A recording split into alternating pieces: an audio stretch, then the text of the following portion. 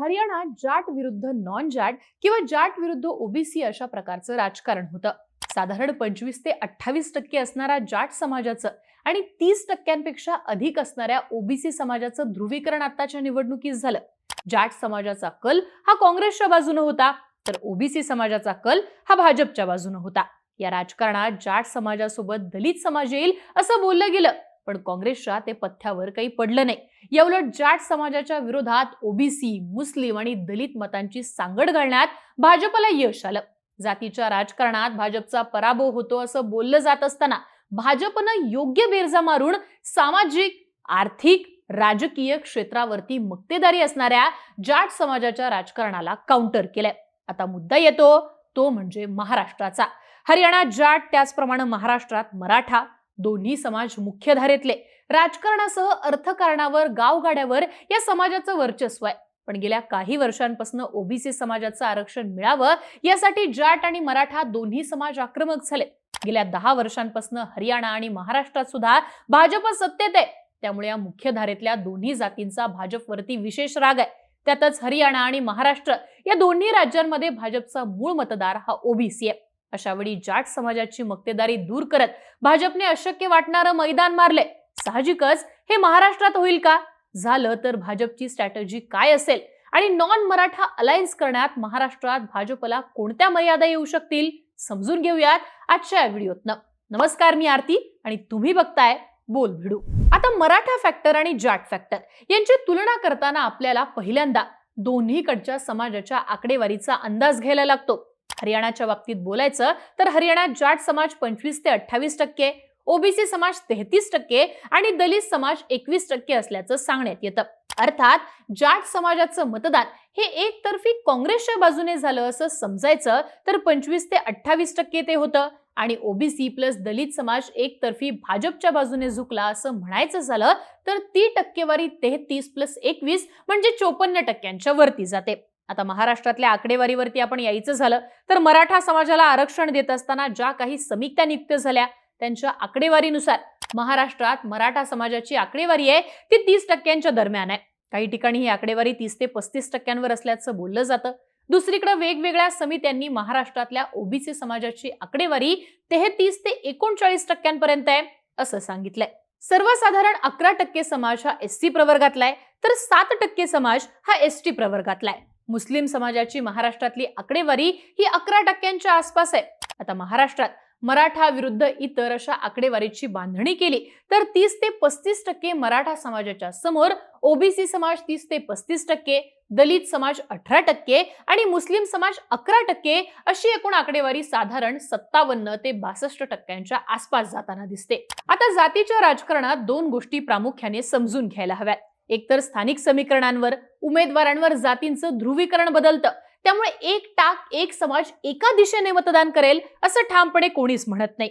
आणि दुसरी गोष्ट म्हणजे एक टाक एक समाज एका पक्षाला मतदान करत नसेल तरी त्या जात समूहाचा कल अमक्या तमक्या पक्षाच्या बाजूने असं वातावरण तयार झालं तर 70 ते 80% त्या समाजाचं मतदान आपल्या बाजूने खेचून प्रत्येक पक्ष जातीच्या राजकारणात मैदान मारताना दिसू शकतो.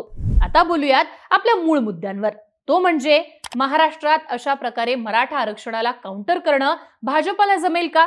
तर त्यासाठी महत्वाचा मुद्दा आहे तो म्हणजे एकट्या मराठा समाजाची असणारी ताकद. एक गठ्ठा मराठा मतदार भाजपच्या विरोधात जात नाही.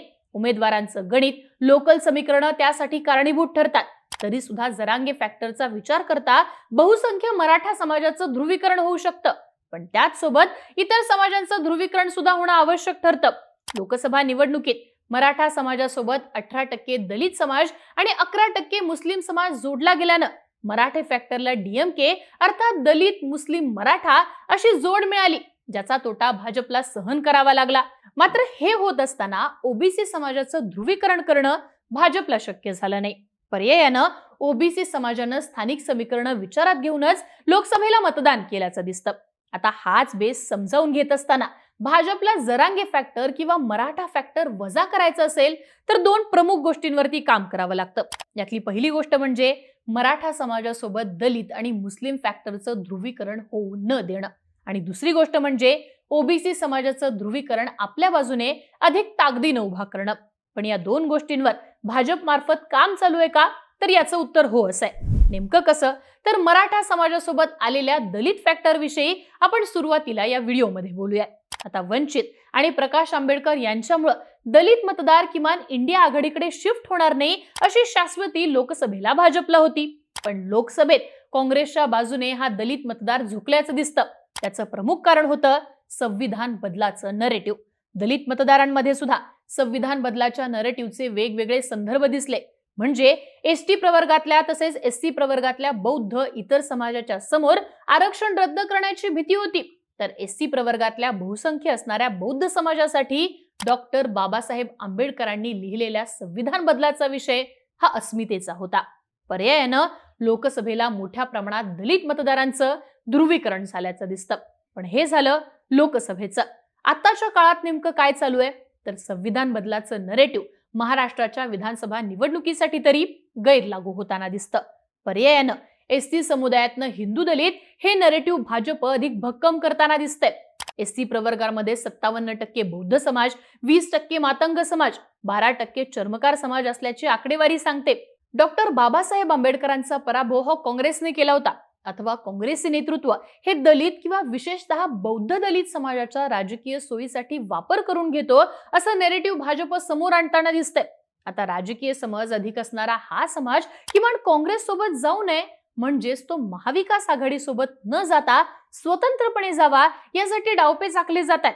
दुसरीकडे हिंदू दलित या अस्मितेतनं एससी प्रवर्गाअंतर्गत येणाऱ्या 20% मातंग आणि 12% चर्मकार समाजाला आकर्षित करण्यासाठी भाजप विशेषतः संघ कामाला लागल्याचं दिसतं.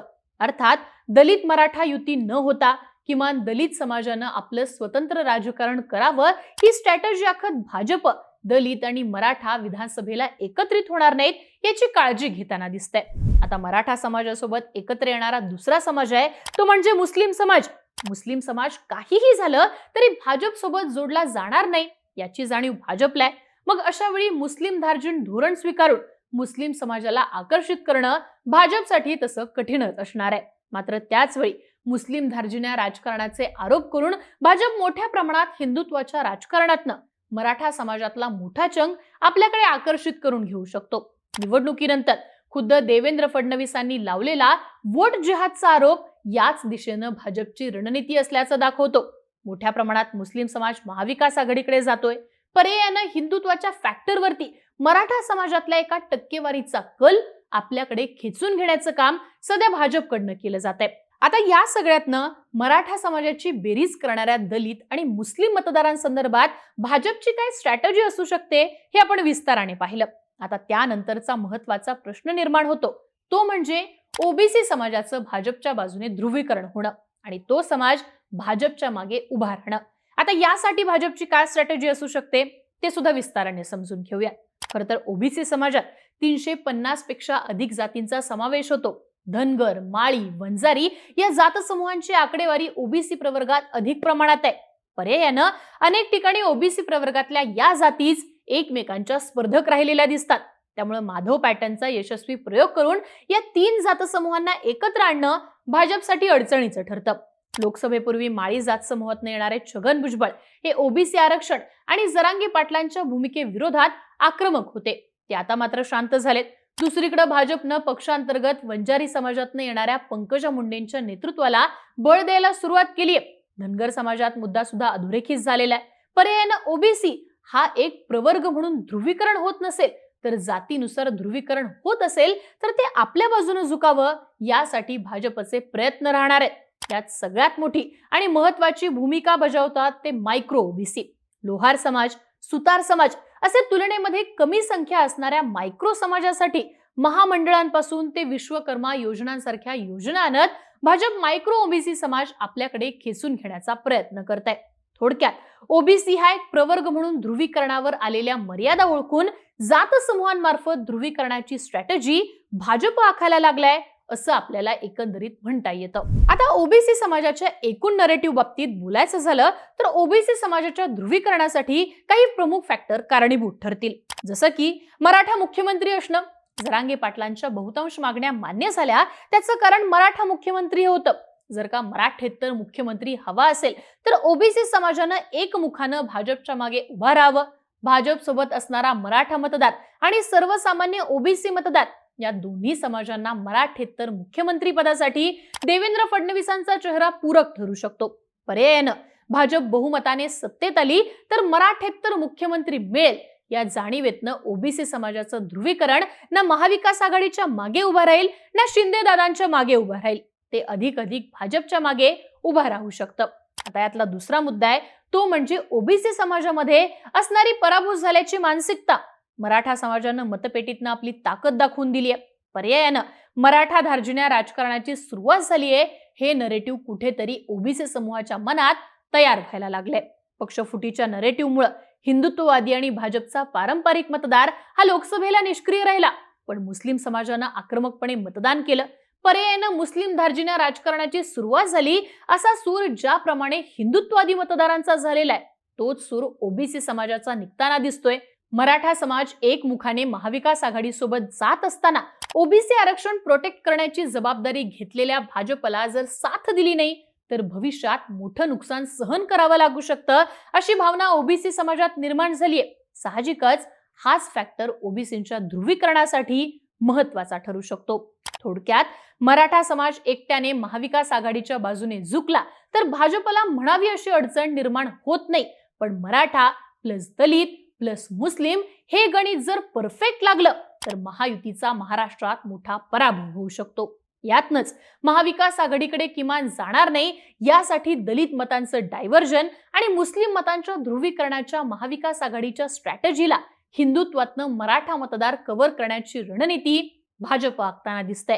अशातच संभाजी महाराजांच्या स्वरूपात स्वराज्य संघटनेने उमेदवार दिले तर हा पक्ष मराठा मतदारांना आकर्षित करून घेईल. जरांगे पाटलांच्या मागे पाडापाडी नको, आता उमेदवार द्या असं म्हणणाऱ्यांचा सुद्धा एक वेगळा गट आहे. अर्थात याच गोष्टी सुद्धा भाजपसाठी पथ्यावर पडणाऱ्या ठरू शकतील. पण हे असंच होईल मराठा समाजाला काउंटर करता येईल असं ठामपणे म्हणता येणार नाही. जाट फॅक्टर प्रमाणे मराठा फॅक्टर काउंटर करणं इतकं सोपं नाहीये. अशा प्रकारे काउंटर करताना काही मर्यादा सुद्धा भाजप समोर येऊ शकतात. त्या मर्यादा कोणत्या आहेत त्या सुद्धा आपण पाहूया.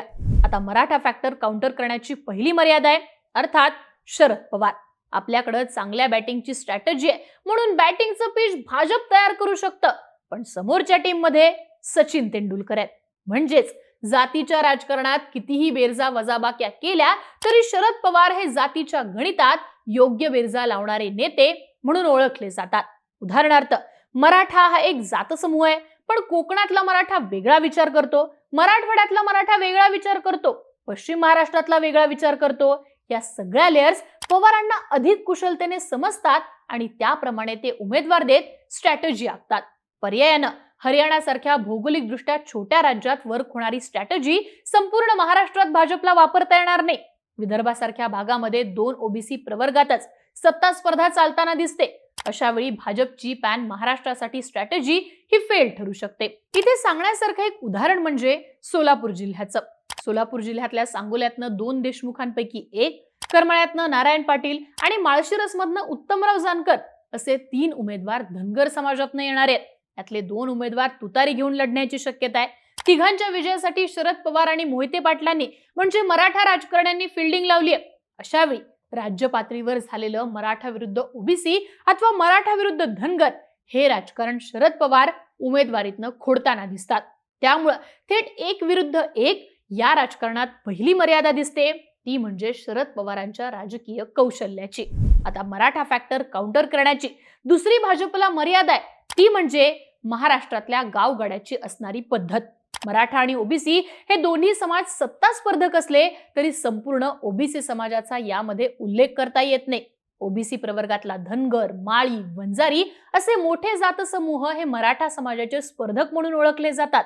पण हे सगळेच जातसमूह एकमेकांचे स्पर्धक सुद्धा राहिलेले आहेत. याशिवाय वेगवेगळ्या भौगोलिक क्षेत्रात या समाजाची संख्या ही वेगवेगळी असल्यानं त्यांचे परिणाम त्या भागापलीकडे वेगळ्या पद्धतीने जाणवताना दिसतात. उदाहरणार्थ वंजारी जात समूह हा मराठवाडा आणि काही प्रमाणात पश्चिम महाराष्ट्राच्या भागामध्ये तुल्यबळ आहे, पण सांगली किंवा कोल्हापूर जिल्ह्यात विखुरलेला हा समाज मराठा बहुल असणाऱ्या भागामध्ये मराठा राजकारणाचा स्पर्धक म्हणून समोर न येता सहयोगी म्हणून समोर येतो. हीच गोष्ट प्रत्येक जात समूहाच्या बाबतीत होते. दुसरीकडे पश्चिम महाराष्ट्राचा विचार केला तर गावगाड्याच्या राजकारणात दोन मराठा भावक्या एकमेकांच्या स्पर्धक राहत असल्याचं दिसतं. तर या दोन मराठा भावक्यांमध्ये ओबीसी आणि मायक्रो ओबीसी मात्र विभागलेला दिसतो. थोडक्यात गावात दोनच गुरव समाजाची घरं असतील तर हा समाज गावच्या मराठा समाजाच्या सोबत राजकीय निर्णय घेत असतो. पश्चिम महाराष्ट्रातल्या गावगाड्यातला मराठा आणि दलित समाज एकत्रित राजकीय भूमिका घेताना दिसतो, तर मराठवाड्यात मात्र नामांतर चळवळीमुळे मराठा आणि दलित समाज एकमेकांच्या विरोधात राजकीय भूमिका घेताना दिसतो. थोडक्यात काय तर भौगोलिक विविधतेनुसार महाराष्ट्रातल्या गावगाड्याचं स्ट्रक्चर ठरतं, जिथं एक पॅरामीटर लावून नरेटिव्ह तयार करणं अवघड ठरू शकतं. साहजिकच हरियाणात जाट इक्वेशन टॅकल करणं जितकं सोपं ठरू शकतं, तितकं महाराष्ट्रात मराठा इक्वेशन टॅकल करणं सोपं ठरू शकत नाही. तुम्हाला काय वाटतं? ज्या पद्धतीनं हरियाणामध्ये जाट वर्सेस नॉन जाट अशा ध्रुवीकरणातनं भाजपला विजय खेचता आला, तसंच महाराष्ट्रात मराठा विरुद्ध ओबीसी या ध्रुवीकरणातनं भाजप यशस्वी होईल का? याबद्दलची तुमची मतं आणि प्रतिक्रिया कमेंट बॉक्समध्ये लिहून नक्की कळवा. आणि अशाच माहितीपूर्ण आणि सविस्तर व्हिडिओसाठी बोलबिडूच्या YouTube चॅनलला नक्की सबस्क्राईब करा.